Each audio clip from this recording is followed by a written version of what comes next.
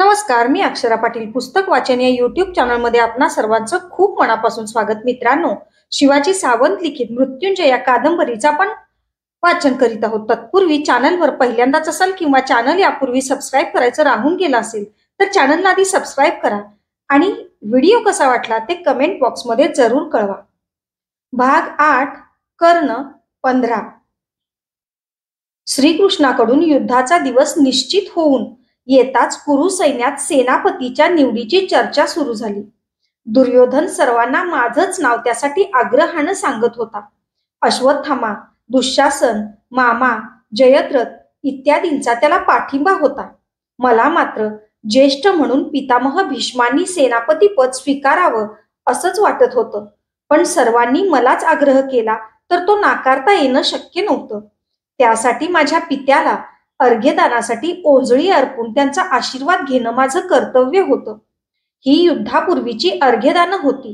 पिता, पुत्र, सखे सोबती अशा कोणत्याच प्रेमपाशात मनाचा कोणताही धागा यावेळी अडकता कामा नव्हता.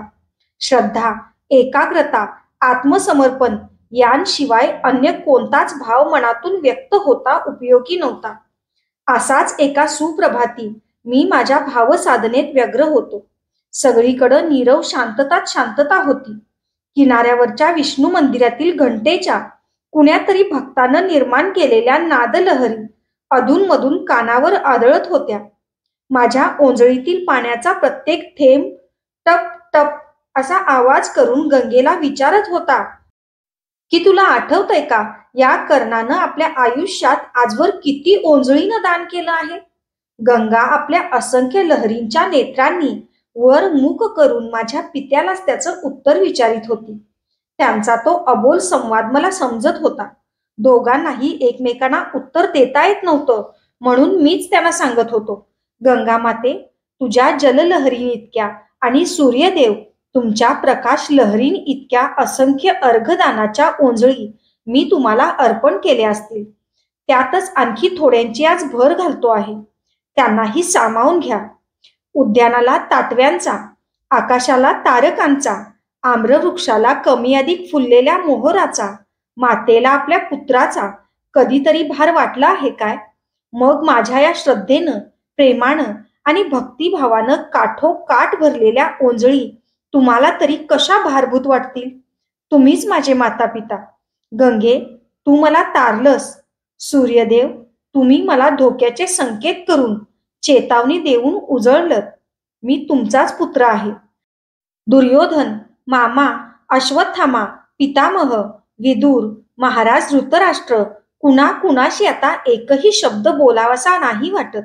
जीवनाच्या यात्रेत माझ्या भोवती क्षणभर जमलेले हे असंख्य यात्रिक आहेत. तुम्ही मात्र ज्यांच्यासाठी मी ही बिकट यात्रा चालून आलो ते साक्षात त्रिकालाचे परमेश्वर आहात. बोला, माझ्याशी काहीतरी बोला. सांगा, या यात्रेत काही प्रमाद माझ्या हातून घडला आहे काय? कर्ण या नावातील कर्तेपणाला कुठं काळीमा लागला आहे काय? मी निवडलेला कौरव पक्ष माझ्या स्वार्थासाठी आहे काय? कौरव नसतानाही मी जे कुरूंसाठी केलं ते माता पिता असून तुम्ही माझ्यासाठी कधीतरी केलं आहे काय? सगळं हस्तिनापूर म्हणतंय की कवच कुंडल नसलेला शापदग्ध झालेला कर्ण निष्प्रभ आहे. त्यांना मी कसं पटवू की ढगाळलं म्हणजे काही अंधकाराचं राज्य जगावर आलं असं होत नाही. सांगा, कर्ण दुर्भागी आहे, सामर्थ्यहीन आहे असं म्हणण्याचा कुणाला तरी अधिकार आहे काय? शेवटी भाग्य, सामर्थ्य, यश यांना मोजण्याचा मापदंड तरी काय? संपत्ती, राज्य, कीर्ती केवळ जगण्यासाठी जगलेलं शेकडो वर्षाचं दीर्घायुष्य नाही. मी यातला कोणताच पर्याय कधीही निवडलेला नाही. गंगे, तुझ्या लपलपणाऱ्या असंख्य जललहरींसारखंच माझं जीवन आहे. सूर्यदेव, चैतन्याचं लेणं घेऊन येणाऱ्या तुमच्या सहस्र किरणांसारखेच माझं जीवन नाही काय? कधी कधी पावसाची सर कोसळून जाते आणि तुमच्या किरण शलाकेतून पांढरा, हिरवा, निळा, जांभळा असे सप्तवर्ण फेकणारं इंद्रधनुष्य तयार होतं. आखाड्याचा दिवस, पांचालीचं स्वयंवर, वृषालीशी विवाह, कवच कुंडलांचं दान, श्रीकृष्णाला नकार हे माझ्या जीवनातील अनेक भावांचं प्रकटन करणारं तसं इंद्रधनुष्यच नाही काय? जवळजवळ येत चाललेल्या महायुद्धात तुमच्या नावाला आणि कुलाला शोभेल असं लढण्याचं सामर्थ्य मला द्या. माझ्या भावश्रद्धेच्या या ओंजळी मान्य करून घ्या. 1, 2, 5, 10, 50, 100 माझ्या हातातील पाण्याच्या ओंजळी गंगेच्या पात्रात एकरूप होत होत्या. भोवतीच्या जगाचं मला काहीही भान नव्हतं. क्षणाक्षणाला मन अविचलपणे हिमालयासारखं स्थिरावू लागलं. भर मध्यानीचा समय आला. सूर्यदेव माथ्यावर आले. गंगेकाठची वाळू तापून तापून थकली असावी, कारण उष्ण उष्ण वायूच्या लहलहणाऱ्या ज्वाळा माझ्या उघड्या दंडांना स्पष्ट जाणवू लागल्या. अर्ध्या शरीराला गंगेच्या पाण्याचा शीतल स्पर्श, तर अर्ध्याला तप्त वायूचा दाहक स्पर्श. जीवनातील सुखदुःख ही अशीच एकमेकांशेजारी पहुडलेली नसतात काय? गंगेचं शीतल पात्र आणि कडेची तप्त मरुभूमी पडलेली असते तशी. फार समय झाला म्हणून पात्राबाहेर पडण्यासाठी वळलो, कारण सेनापतीच्या निवडीची बैठक माझ्याशिवाय सुरू होणार नव्हती. जिकडं अंगावरचं उत्तरीय ठेवलं होतं त्या नेहमीच्या कदंब वृक्षाच्या बाकदार फांदीकडे चाललो. मन स्थिर आणि अविचल होतं. पाण्याबाहेर पडताच तप्त वाळूचे चटके तळपायांना पोळू लागले. दुर्योधनानं सेनापती पदाचा आग्रह माझ्यासाठी धरला तर? पितामहांचं महत्व सर्व योद्ध्यांना कसं पटवावं? त्यांनीच सेनापती पद पत्करणं योग्य आहे हे दुर्योधनाचं मन न दुखवता त्याला कसं सांगावं? कितीही झालं तरी पितामह ज्येष्ठ आहेत. त्यांनी तपकुरूंचं नेतृत्व केलं आहे. तेच सेनापती होणं योग्य नाही काय? आपण त्यांच्या नेतृत्वाखाली लढावं. विचारांच्या तंद्रीतच कदंबाजवळ आलो. मान उंचावून त्याच्या शाखेवरील उत्तरीय वाऱ्यानं उडून गेलं की तसंच आहे हे पाहण्यासाठी एक दृष्टिक्षेप टाकला. समोर जे पाहिलं ते सत्य आहे की स्वप्न, या सासंकतेनं मनाच्या मरुभूमीवरचे स्मृतीचे असंख्य वालुका कण भुरभुर स्वैर उडू लागले. मी पात्रात आहे, किनाऱ्यावरच्या तप्त वाळूत आहे. कर्ण आहे की अन्य कोणी आहे काहीच समजेना. माझ्या जीवनात मला प्रचंड धक्के देणारे अनेक समरप्रसंग येऊन गेले होते. सद्भावाला साक्षी ठेवून शक्य असेल तेवढ्या धीरोदत्तपणे मी त्यांना तोंड दिलं होतं. पण जे मी समोर पाहत होतो ते माझा सर्वार्थानं कडेलोट करणारं होतं. माझ्या उत्तरीयाच्या छायेत सूर्यदेवांपासून आपलं तोंड लपवण्यासाठी कदंब वृक्षाखालच्या तप्त वाळूत शुभ्र केशांकित राजमाता कुंती देवी सर्वांग अवंग उठून उभ्या होत्या. त्यांच्या केवळ दर्शनानंच माझ्या जीवनाचं रथचक्र माझ्यासमोर गरगर फिरू लागलं.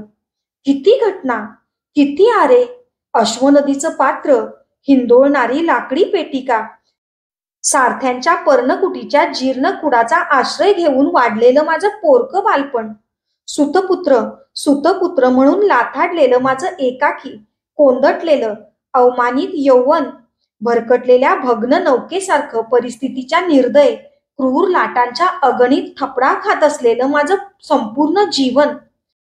मनाची जाणीवही ज्यावेळी मनाला नव्हती तेव्हापासून पुढं उभा टाकलेला निर्दय अपमान.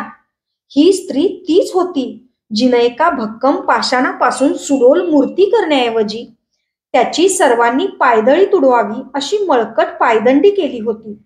हीच ती स्त्री जिनं माझ्या जीवनाच्या राजवस्त्राची लक्तर करून समाजाच्या काटेरी कुंपणावर निसंकोचपणे टांगली होती.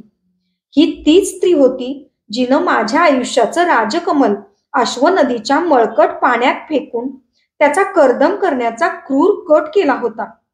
हीच ती स्त्री होती जिनं राजमुकुटात बसवावं असं राजरत्न एका सारथ्याच्या कंठातील फुटक्या वैदुर्यात गुंफून टाकलं होतं. कशासाठी ती आज माझ्या समोर उभी होती? स्त्री, माता, मांगल्याचं महन मंदिर, मातृत्वाचं मृदू महात्म्य, महाकवींनी आणि ऋषी मुनींनी वर्णलेलं पवित्र पूजास्थान, सिद्ध, साधक, गंधर्व, चारण, देव यांनी मस्तकी नमवलेलं मुक्तिस्थान. माझ्यासमोर मात्र कोणत्या स्वरूपात ते उभं होतं? नुकतंच जन्मलेलं पिल्लू खाणारी व्याघ्रीन आणि समोरची स्त्री यात कोणतं अंतर होतं? ती व्याघ्रीन आपल्या पिल्लांच्या असंख्य यातना त्याला खाऊन शेवटी आपल्या उदरात पुन्हा घेऊन मातृत्वाची लाज तरी राखते. पण या स्त्रीनं आपल्या प्रतिष्ठेच्या दातांनी माझी कोवळी मान मोडून मला अर्धवट मेलेल्या स्थितीतच अश्वनदीच्या जलमय अरण्यात टाकलं नव्हतं काय?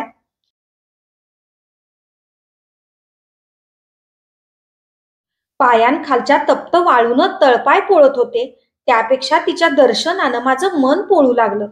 सगळं ब्रह्मांडच गोल गरगर फिरत मला ओरडून सांगत होतं की कर्णा, तू सुतपुत्र आहेस, तू सुतपुत्र आहेस.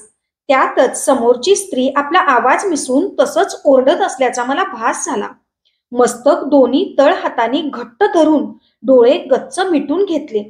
आकाशातल्या सूर्यदेवांचा तप्त तेजोगोल माझ्या मस्तकावर कोसळून तो मला क्षणार्धात वितळून टाकील तर बरं होईल असंच वाटू लागलं. तरीही ती निर्दय स्त्री माझ्या वितळलेल्या शरीराच्या पाटावर पाय देऊन परत जायला मागपुढं पाहणार नाही या कल्पनेनं मला वेळ तर लागणार नाही, अशी भयंका मला व्याकुळ करू लागली. चालती हो म्हणून ओरडण्यासाठी मी डोळे उघडले. ती तशीच माझ्या उत्तरीयाच्या छायेत अवंगुटून उभी होती. तिची माझी ही पहिलीच भेट होती. ही एकच संधी होती तिला सुतपुत्र या शब्दाच्या हृदयाला क्षत पाडणाऱ्या असह्य यातना मला ऐकवता येणार होत्या. सुदैवानं जीवनातील हा एकच फासा माझ्याकडून पडत होता.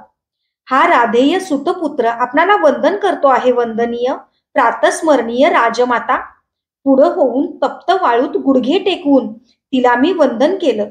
आत्म्याला आत्म्यानंच शुद्धीवर आणावं लागतं. कर्ण, उठ, उठा. तिनं दंडाला धरून मला उठवलं. मला आपण आदरार्थी संबोधू नका राजमाता. महाराज धृतराष्ट्रांच्या रथाचे घोडे हाकणाऱ्या, त्यांना खरारा करणाऱ्या सारथी अधिरथांचा मी पुत्र आहे. सुदैव नाहीपेक्षा आपल्याही राजरथाचे वेग हाती धरून मी आपलीही सारथ्य सेवा केली असती. कर्ण, मला आहोजाहो म्हणू नको. श्रीकृष्णानं सर्व सांगितलं असतानाही असं काळजाला घरं पाडणारं भेदक काही बोलू नकोस. पुत्रा, तू जाणतोस मी कोण आहे ते. तुला पूर्ण माहीत आहे की तू कोण आहेस ते. सांग, माझ्या नेत्रातील अश्रू तरी तुला परिचयाचे वाटतात की नाही? ती आपलं शांत मुख ओंजळीत घेऊन स्पुंदू लागली. अश्रूंनी भडकलेल्या हृदयाचे वनवे कधीच विजत नसतात. तुझे अश्रूच काय, पण मस्तक आपटून इथं रक्ताळलेलं कपाळही तू माझ्यासमोर धरलंस तरी त्या रक्ताचीही मला आता ओळख लागणार नाही.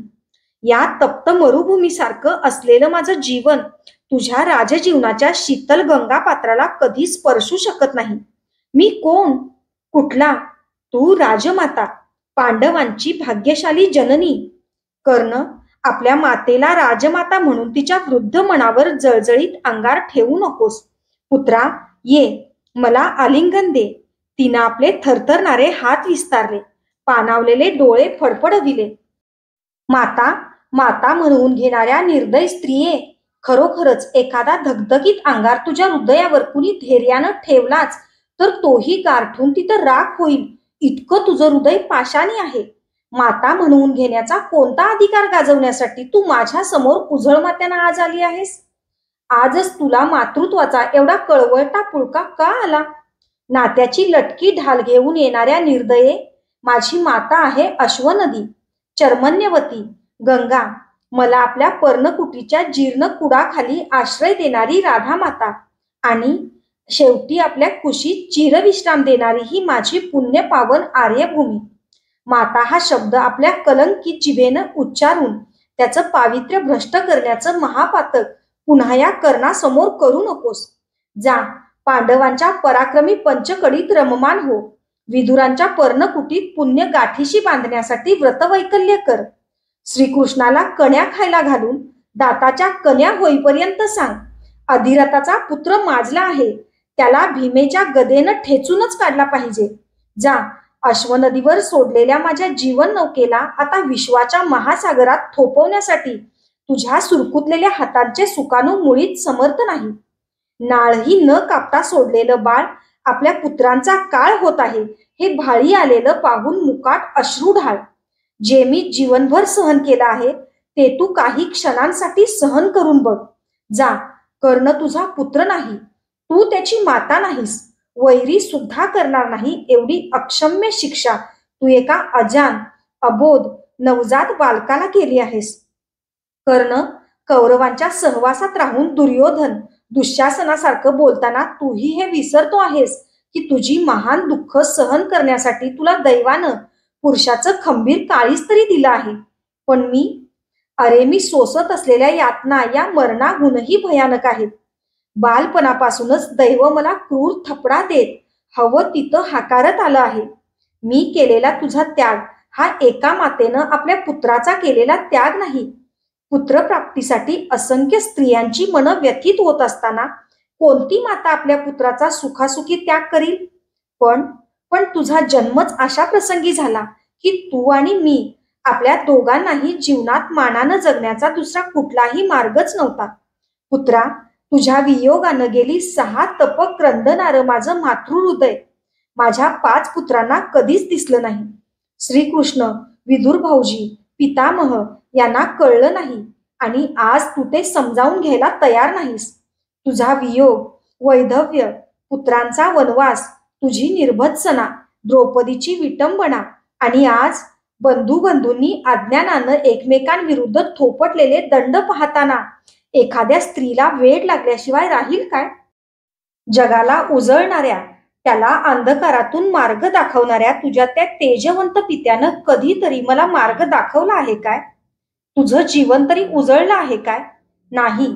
कर्ण सामान्यांची दुःख सामान्य असतात, असामान्यांची दुःखही असामान्यच असतात. तुला ती डोळे मिटून मूकपणे सहन केलीच पाहिजेत. तू ती केलीही आहेस. त्याचा आता शेवट कर. चल, माझ्या पुत्रात चल. सर्वांनी तुला राज्याभिषेक केलेलं मला एकदा डोळा भरून पाहू दे. चल, माझ्या नेत्रांची निरांजन अश्रूंची इंगुदी घालून तेवढ्यासाठीच मी गेली 6 तपस सतत तेवत ठेवली आहेत. पुत्रा, दृष्ट दुर्योधनानं तुझ्या मनात माझ्या पुत्रांविषयी, तुझ्या बंधूंविषयी द्वेषाचा अंगार, तुझी वेळोवेळी स्तुती करून, मनधरणी करून सदैव यज्ञकुंडासारखा धगधगत ठेवला आहे. चल, तुझ्या बंधूंच्या आनंदाश्रूंनी तो शांत करून टाक. माझ्या आज्ञेसाठी एक पत्नी आपल्यात विभागून घेणारे माझे पुत्र माझ्या शब्दांसाठी तुझ्या चरणांवर आपली मस्तक ठेवून ढसाढसा रडत तुझी क्षमा मागतील. तुझ्यावर उगारलेला आसूड भीम आपल्या हातानं तुझ्या हाती देऊन आपली विशाल पाठ त्याचे प्रहार सोसण्यासाठी तुझ्यापुढं ओनावून धरील. प्राण गेला तरी तो हुंकारही भरणार नाही.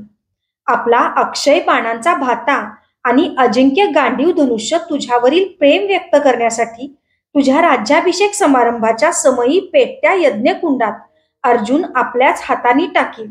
नेहमी तुझ्या निमुळत्या पायाचं वर्णन माझ्यासमोर करणारा तुझा बंधू युधिष्ठिर सर्व नद्यांचं पवित्र जल घेऊन त्यानं तुझे चरण धुईल. सर्वांच्या सहवासात आयुष्य कंटलेली माझी विनयी स्नुषा द्रौपदी उर्वरित आयुष्य तुझ्याच सेवेसाठी वेचील. आणि तुझ्यासाठी, केवळ तुझ्याचसाठी मनाच्या अंधाऱ्या गुहेत तळमळणारा माझा अंतरात्मा देहाचं अंशुक फेकून समाधानानं स्वर्गलोकाची दारं ठोठावील. चल कर्ण, आपल्या बंधूत चल. तिनं माझा दंड धरून मला गदागदा हलवलं.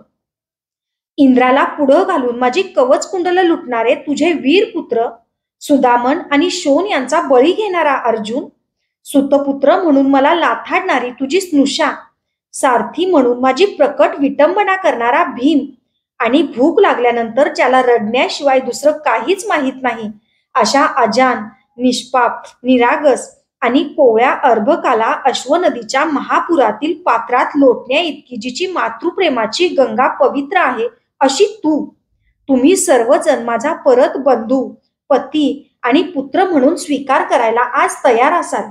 पण खरोखरच तुम्ही महान ढोंगी आहात. ढोंग हे सनातन आहे हे सिद्ध करण्यासाठीच मीही तुझ्याबरोबर येऊ काय? शक्य नाही. कपटी, दृष्ट, कुटील आणि हृदयशून्य माणूस सुद्धा ढोंगी माणसापेक्षा सहस्र श्रेष्ठ आहे. जा, संपत्ती, राज्य, प्रेमपाश यांनी विचार बदलता येणं तुला शक्य वाटत असेल तर दिग्विजयातील सर्व संपत्ती मी तुझ्या चरणांवर घालतो. घालशील तू आपल्या 5 पुत्रांना या सुतपुत्राच्या चरणांवर? नसलेल्या पुत्रप्रेमाची कृतक ढाल या कर्णासमोर व्यर्थ धरू नकोस. ज्या हातांनी आसूड आणि राजदंड सारख्याच भावनेनं पेलले त्या या हातांनी तुला वंदन केलं यातच भाग्यमान आणि चालती हो. नसलेलं पुत्रप्रेम? सांग, माझ्या रथाला 6 घोड्यांऐवजी 5च जोडलेले तुला कधीच दिसले नाहीत काय? तुझ्या विवाहातील शालू आणि अंगुली त्राण तुला आठवत नाही काय? दिग्विजयाहून परतलास त्यावेळी ऋषी कन्येनं भाळी चढवलेला कुमकुम तिलक तू इतक्यात विसरलास काय? राजश्व यज्ञाला आलास त्यावेळी तुझ्या पायात सौंधावरून पडलेलं माझ्या हातातील हस्तभूषण तुझ्या पुत्रासाठी, वृषसेनासाठी होतं हे तरी तुला सत्य वाटेल काय? इंद्रप्रस्थातील राजवास्तूच्या भिंतीवर चितारलेल्या चित्रातील क्रंदणारी राजस्त्री मीच आहे हे त्या भिंती तुला आजही सांगतील. त्यावर तरी तुझा विश्वास बसेल काय? आखाड्यातील तुझा पराक्रम पाहून तुझ्या वियोगानं दाटलेल्या दुधाच्या पाण्यामुळं भिजलेली माझी कुंचकी तुला ऐकून तरी माहीत आहे काय? सांग, तू माझा पुत्र आहेस असं या हस्तिनापुराच्या चौका चौकात मी आज गरजून सांगितल्यानंतरच तुझा माझ्या मातृत्वावर विश्वास बसणार आहे काय? बोल, तशीच तुझी इच्छा असेल तर मी त्यालाही आज तयार आहे. तू खूप तयार असशील तरी ते मान्य करण्याची आज जगाची तयारी आहे काय? आणि मला तर आज त्याची आवश्यकताही नाही. जन्मल्याबरोबरच माझा त्याग करताना काहीही न बोलून तू मला अर्धवट मारलंस आणि आणि नको त्या नेमक्या ऐन वेळी नको ते वारेमाप बोलून तू मला संपूर्ण ठार मारला आहेस. केवळ आजचाच शुभ मुहूर्त तुला माझ्या समोर येण्यासाठी योग्य वाटला काय? सांग, यावेळी माझ्या ठिकाणी तुझा भीमच असता तर? हातातील गदेचा प्रहार कसलाही विचार न करता तुझ्या या मस्तकावर करून तुझ्या रक्तानं पायांखालची मरुभूमी भिजवण्याचा विक्रम करायला तो विसरला असता काय? माझ्याऐवजी युधिष्ठिर असता तर राजवस्त्र फेकून देऊन भगवी वस्त्र पांघरून संन्यस्त म्हणून तुम्हा सर्वांना टाकून तो हिमालयात गेला नसता काय? तुझा प्राणप्रिय अर्जुन असता तर आपलं गांडीव तुझ्या कंठात अडकवून त्यानं आज तुला गदागदा हलवलं नसतं काय? पण पण मी मात्र तुला वंदन केलं आहे. उगाच लीनत्व पत्करून खोटा मान मिळवायचा म्हणून नव्हे, तर श्रीकृष्णानं सांगितलेल्या नात्याची जाणीव जागती ठेवली आहे म्हणून. मात्र तू मला काय दिलं आहेस? शत्रूही देणार नाही असे दुःखाचे कड, डोळे फाडले तरी काहीही दिसणार नाही असा कोंदटविणारा संभ्रम. जा राजमाते, केवळ पुत्राला जन्म दिल्यानं कोणतीही स्त्री माता होत नसते. उलट जन्म न देताही संस्काराने एखाद्या मातीच्या गोळ्याची मूर्ती करता येते हे एका राजस्त्रीला न जमलेलं महत् कार्य एका क्षुद्र स्त्रीनं राधा मातेनं करून दाखवलं आहे. जा राजस्त्रिये, राजवाड्यात, पर्णकुटीत, अरण्यात, कुठंही जा. तू एक भ्रांतचित्त माता होतीस आणि राहशील. रामासाठी तडफडून मरणारी कौशल्या माता तुला कळली नाही. मातृत्व हा स्त्री म्हणून मिळालेला सर्वात श्रेष्ठ वर तू शाप म्हणून जीवनभर वागवलास. याचक म्हणून आली नसशील तर सत्वर इथून दूर निघून जा. या गंगेच्या पवित्र किनाऱ्यावर क्षणभरही उभं राहण्याचा तुला कोणताच अधिकार नाही. नाही, मी जाण्यासाठी आले नाही, तुला नेण्यासाठी आले आहे. रामासाठी प्राण त्यागणारी कौसल्या राजकक्षात होती. तिचा कोणताही पुत्र रावणाला मिळाला नव्हता. मी पर्णकुटीत आहे. कशासाठी? राजमाता म्हणून मिरवण्यासाठी नाही. पुत्रा, तुझ्या धवल जीवनावरचा कलंक धुवून काढण्याची कधीतरी संधी मिळेल म्हणून निकरानं मी जिवंत राहिले आहे. आणि प्राणदंडानच माझं भातृप्रेम तुला पटणार असेल तर मी तेही करीन आत्ता, या गंगेच्या साक्षीनं. ज्या गंगेत तुला सोडलं तिलाच स्वतःला अर्पून. पण तू दुर्योधनाकडून लढू नकोस. आपल्या दाहक पराक्रमात आपल्याच बंधूंना दग्ध करू नकोस. ती तात्काळ तडक गंगेच्या पात्राकडे चालू लागली, स्वतःचा देह गंगेला समर्पित करण्याच्या निर्धारानं. माझ्या देहाचा ध्वजदंड ढासळू लागला. अर्घ्यदानानं खंबीर केलेलं मनही डळमळू लागलं. थांब, मी तिला निक्षून सांगितलं. वेग आखडताच राजरथ थांबतो तशी ती थांबली. जवळ जात सौम्यपणे मी म्हणालो, सांग, तुझी काय इच्छा आहे? दुर्योधनाचा पक्ष न सोडता मी तुझ्यासाठी काय करू? माझ्या 5 पुत्रांना अभय दे. त्यांना, आपल्या बंधूंना वधू नकोस. माता असूनही मी तुझ्याकडं पदर पसरून भिक्षा मागते. इंद्राला कवच कुंडल दिलीस, दीन दलितांना धनधान्य वस्त्र दिलीस. मला मला एवढं तरी दान दे. 5 जीवनांचं. आपलं थकलेलं मुख ओंजळीत घेऊन राजवाड्यावर सर्वांची माता म्हणून मान्यता पावलेली ती राजस्त्री स्फुंदू लागली. माझं अंतरंग तीळ तीळ तुटत लागलं. माझ्या नशिबी आलेले एक एक प्रसंग, प्रत्यक्ष स्वतःच्या आयुष्यात पाहण्याचा प्रसंग प्रत्यक्ष त्या दैवावर कधीतरी आला होता काय? माझी जन्मदात्री मजसमोर स्वतःला याचक समजत होती. दिलं, हे अभय या कर्णानं तुला दिलं आहे. युद्धात एका अर्जुनाशिवाय मी कुणालाच वदणार नाही. जा, अर्जुन मारला गेला तर मला धरून तुझे 5 पुत्र जिवंत राहतील, आणि मी मारलो गेलो तर तुझे 5 पुत्र तसेच सुरक्षित राहतील. लक्षात ठेव, हे दान आहे असं मात्र कुणाला सांगण्याचा यत्न करू नकोस. हे अभय आहे, वचन आहे. विश्वाच्या या अफाट पसाऱ्यात कोण कुणाला आणि कसलं दान करू शकणार? जा, तुझ्या पुत्रांना राज्य, संपत्ती, सिंहासन आणि कीर्ती पाहिजे आहे. अमरत्वाचं लेणं घेऊन आल्यासारखे ते ती अखंड उपभोगणार आहेत असंच तुलाही वाटतं. पण लक्षात ठेव, कर्णाला काय पाहिजे हे तुला समजलं नाही. हस्तिनापुरातील कुणालाच ते कधीही समजलं नाही. ऐक, त्याला पाहिजे आहे आर्यांच्या भावी पिढ्यांच्या कोटी कोटी मनाचं अभंग, अतुल राज्य. पांडवांचा वडील बंधू म्हणून मी त्यांना अभय द्यायचं ते वचन दिलं आहे असं समज. शेवटचं हे कर्तव्य करताना मला कोणतंही दुःख होत नाही. पांडवांचं जगणं हे माझ्या मरणाच्या पायावरच उभं राहणार असेल तर तो पायथ्याचा पाषाण होणंही मी आनंदानं मान्य करतो. जा, युद्धात तुझ्या 4 पुत्रांवर माझा विजय, धनुष्य, मर्मभेदी शरांचा वर्षाव कधीच करणार नाही. तुझा सर्वश्रेष्ठ पुत्र कोण हे काळच ठरवी. पुत्रा, तू धन्य आहेस.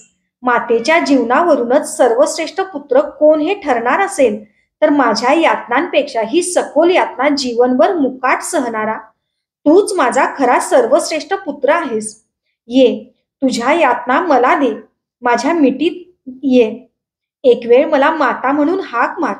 माझ्या वृद्ध कानांची रंध्र आणि पटल त्यासाठी आसुसली आहेत. कर्णा, एकदाच मला माता म्हण, आलिंगन दे. थरथरणाऱ्या वेलीसारखी ती भावना वेगानं लडलडू लागली. पण मला आज जगातील कोणतंच दृश्य विरघळू शकत नव्हतं. उद्या कुरूंचा सेनापती होणारा मी आज पांडवांच्या मातेच्या मिठीत कसा काय शिरू शकणार होतो? नाही, तो अधिकार केवळ राधामातेचा आहे. जा तू. कदंबावरील उत्तरीय ओढून अंगावर घेत तर्जनीनं तिला मी विदुरांची पर्णकुटी दाखवली. कडेच्या तप्त वाळवंटाच्या उष्ण ज्वालांनी तिचे शुभ्र केश भुरभुरत थरारले. कसे तरीच मान डोलवत ती निर्धारानं म्हणाली, माझं चुकलं. यात तुझा काही दोष नाही. तुम्ही पुरुषांनी सदैव आपल्या पित्याचा आदर्श जपावा. तुझ्यासारख्या आकाशपुत्रानं तर आपल्या आकाशपित्याचाच आदर्श जपावा. माझ्या पुत्रा, तुझ्या आकाशपित्याला तरी कुठं माहीत आहे त्याच्या मातेचं नाव? निघते मी. ओघळणाऱ्या अश्रूंचा पूर न सावरता ती वळून वाळू तुडवीत चालू लागली. तिच्या पायांच्या ठशांची चाकोरी वाळूवर एक सर उमटत चालली. मी तिला पाहताच मला शोणाची एकदम आठवण झाली. त्यांच्या पायांची अशीच चाकोरी मी अनेक वेळा या गंगा किनाऱ्यावर पाहिली होती. शोण आज नव्हता, पण त्याच्या स्मृती माझ्या अंतरंगात जिवंत होत्या. वसुदादा, वसुदादा म्हणणाऱ्या त्या सारथी पुत्राचा माझ्याशी तसा रक्ता मांसाचा कोणता होता संबंध? तरीही निर्भेळ प्रेमाची बकुळ फुलं त्यानं मला जीवनभर वाहिली नव्हती काय? तो गेला तेव्हा तरीही सुकलेल्या बकुळ फुलांचा सुगंध मागं रेंगाळतो, तशा त्याच्या आठवणींचा सुगंध माझ्या अंतरंगात आजही दरवळत होता. एक सारथी असूनही एका क्षत्रियावर निर्हेतुक प्रेमाचा वर्षाव त्यानं केला नव्हता काय? आणि मी मात्र माझा भार 9 मास उदरात बाळगणाऱ्या माझ्या प्रत्यक्ष जन्मदात्रीला आज लाथाडीत होतो. तपातपांचा पुत्रवियोग सहन करणाऱ्या माझ्या मातेला ठोकरत होतो. बरं वाईट कसंही असो, मला मिळालेलं हे जीवन तिच्यामुळंच अस्तित्वात आलं नव्हतं काय? या योद्ध्याच्या जगात एक सेनापती ही सर्वांनी लादलेली मोठेपणाची धुंदी घेऊनच पुढं जगायचं काय? तिनं स्वतःसाठी माझ्याकडं असं काय मोठं मागितलं होतं? एकदा माता म्हणून मी मारलेली हाक, जीवनभर सगळी कर्तव्य काटेकोरपणे करणारा मी पुत्र कर्तव्यापासून मात्र आज वंचित होत कुठंतरी चाललो होतो. ती मला पुन्हा भेटेलच असं कसं म्हणता येईल? सर्वांनी वंदलेली ती राजमाता एका पक्षिणीसारखी माझ्या उत्तरीयाच्या छायेत किती काळ तिष्ठली होती हेही मला कसं काय उमगू शकलं असतं. कीर्तीची आणि मोठेपणाची धुंदी मद्याच्या धुंदीपेक्षा अधिक असते हेच खरं नाही काय? कोण कुणाचा सेनापती, कसला योद्धा, कसला महारथी जो आपल्या मातेला लाथाडतो त्याला कुठंतरी असलेल्या स्वर्गाच्या प्राप्तीची आशा करण्याचा काय अधिकार? मातृश्रद्धा हाच स्वर्ग, तेच मुक्तिस्थान. मातृऋण हेच सर्वश्रेष्ठ ऋण. माते, थांब. दोन्ही हात उंचावून दूर गेलेल्या तिला मी काळीच देठापासून हाक घातली. अरण्यात मार्ग चुकलेल्या वासराच्या हंबरड्याचा हुंकार ऐकून एखादी गाय शेपटीचा गोंडा विस्पारून कान टवकारून धावत सुटते तशी ती आपलं वय, स्थान, वेळ, काळ सर्व विसरून माझा माते हा शब्द ऐकताच धावत सुटली. वाळवंटाच्या लहलहणाऱ्या ज्वाळा सुद्धा तिच्या विरहाग्नी समोर मला फिक्या वाटल्या. जवळ येता तिच्या चरणांवर लोटांगण घेत म्हणालो, माते क्षमा कर, माते क्षमा कर या तुझ्या कर्णाला. तुझ्या 5 पुत्रांना तुझ्यामुळं परमोच्च बिंदूचे क्षण मिळाले. आनंदाचे, लोकप्रियतेचे, वैभवाचे, गौरवाचे. त्यासाठी त्यांनी तुला जीवनभर शतशत वार वंदन केलं. माते, तुझ्या प्रथम पुत्राचं हे तुला पुत्र म्हणून आज पहिलंच वंदन आहे. कदाचित कदाचित ते शेवटचंही ठरेल. कशासाठी करतो आहे ते मी? यासाठीच की तुझ्यामुळं, केवळ तुझ्यामुळंच मलाही एक परमोच्च बिंदूचा क्षण मिळाला. यातनांचा. माझ्या नेत्रातील अश्रूंची धार तिच्या चरणांवरचे वाळू कण धुवू लागली. तिच्या नेत्रातून ओघळलेलं तिच्या पवित्र आत्म्याचं पाणी माझ्या मस्तकावर टपटपू लागलं. हा या कर्णाच्या जीवनातील भावदिग्विजयाचा सर्वश्रेष्ठ अभिषेक नव्हता काय? आता देहाची मुठभर वाळू होऊन खालच्या वाळवंटात विलीन झाली असती तरी काय बिघडणार होतं? उठ. माझ्या मस्तकावर हात फिरवून थरथरत्या हाताने तिला मला उठवलं. कापऱ्या स्वरात भरल्या नेत्रांनी ती म्हणाली, किती किती उंच झालास रे तू, माझ्यापेक्षाही.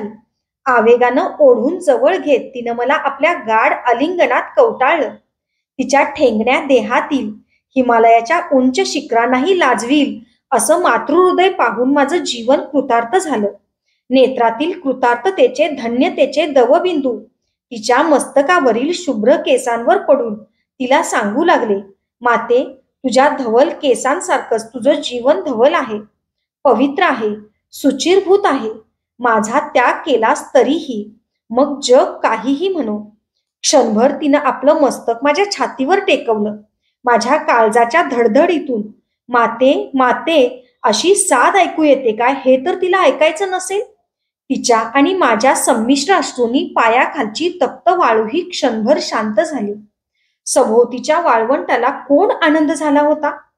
तेजाच्या पुत्राचं त्याच्या तेजस्वी मातेशी झालेलं हे पुनर्मिलन सूर्यदेवांना सांगण्यासाठी तप्त वाळवंटाशिवाय तिथं दुसरं कोण होतं?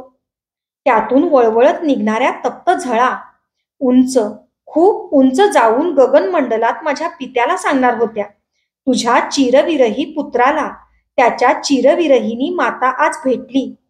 ही तुझी मी जपलेली आठवण. तिनं अंशुकाच्या शेवात बांधलेली, मी दिग्विजयाहून परतताना आश्रम कन्येच्या करंडकात टाकलेली माझी संगती माझ्या तर्जनीत चढवली. तिच्यातील पुष्कराज तळपू लागला. येतो मी. पुन्हा एकदा तिच्या चरणांना विरासनी स्पर्श करून मी वाळू तुडवीत चालू लागलो. तीही पर्णकुटीच्या दिशेनं मार्गस्थ झाली. आता मात्र दिवस खरोखरच मालवू लागला. धन्यवाद. अशाच नवनवीन आणि विविध विषयांवरच्या कथा, कविता आणि पुस्तकांसाठी पुस्तक वाचन बाय अक्षरा पाटील हे चॅनल सबस्क्राईब करा. आणि कथा कशी वाटली, पुस्तक वाचन कसं वाटलं ते कमेंट बॉक्समध्ये जरूर कळवा. थँक्यू.